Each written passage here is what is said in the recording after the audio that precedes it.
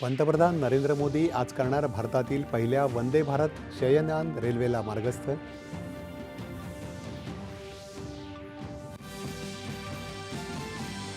राज्यातल्या 29 महानगरपालिकांमध्ये 893 वॉर्डांकरता एकूण 2869 जागांपैकी 1425 जागा जिंकून भाजपा ठरला सर्वात मोठा विजयी पक्ष.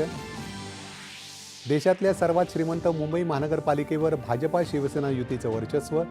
शिवसेना उबाठा दुसऱ्या क्रमांकावर तर प्रभाव पाडण्यात मनसे अपयशी.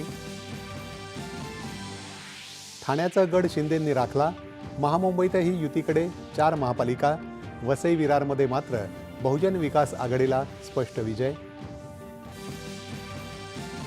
पुणे आणि पिंपरी चिंचवडमध्ये भाजपाचं वरचढ.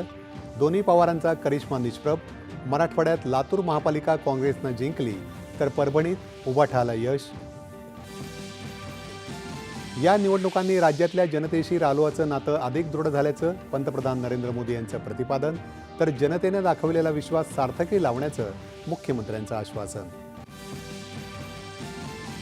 इराणमधील अस्थिरतेची परिस्थिती पाहता तिथल्या भारतीय नागरिकांना इराण सोडण्याची सरकारची सूचना.